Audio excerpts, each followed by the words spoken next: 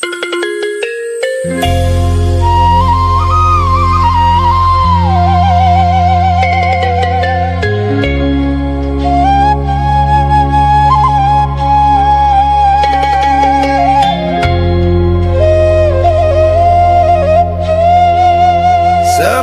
ing wengi tanpa swara, angin alono pawarta, bab urip kang kerep dilalekake manungsa.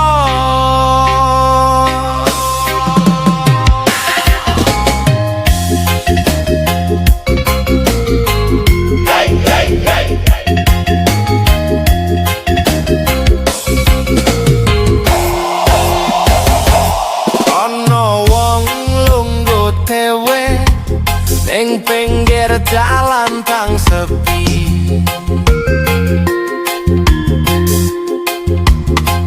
wong-wong padha guyu nyawang ngiru dheweke wis kesasaring pike.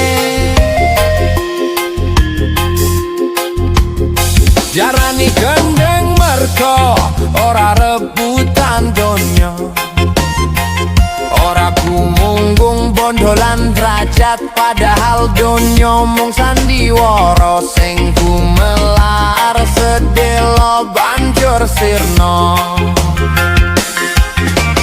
Akeh wong ngoyak kamulyan ngira kuwi pepadang urip, nanging sing kakehan karep asring kesasaring peting ing ati.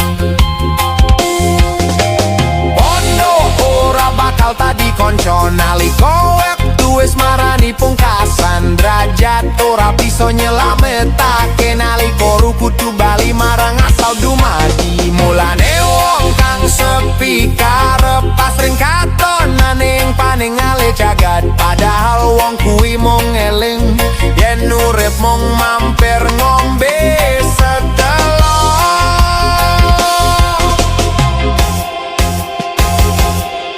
Lentang sumunar ing langit wangi kaya pepadang kang manang tanpa swara, nanging sing ngerti maknane mung wong kang wani nyawang batine dhewe.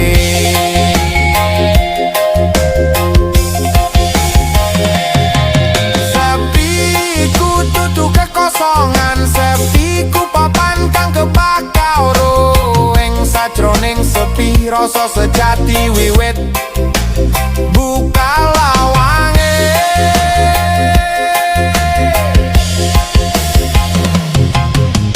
Wong kang kakehan tembung asring ora krungu swara batine,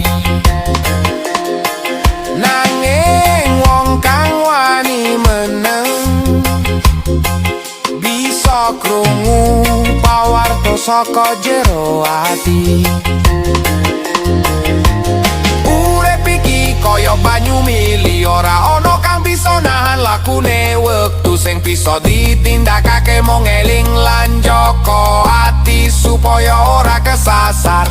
Ojo gumunggung bondolan kuwasa mergo kabeh mung titipan, sing langgeng tutu kamulyan donya nanging becik lan resing ati. Ana kang diarani gendeng mergo mlaku dhewe tanpa pamrih, padahal wong kuwi mung ngerti yen kasunyatan ora kumantung marang panemune wong akeh. Jagat iki kebak swara, nanging bebener kerep meneng mung wong kang sabar nyawang sepi sing bakal ngerti rasaing dumadi.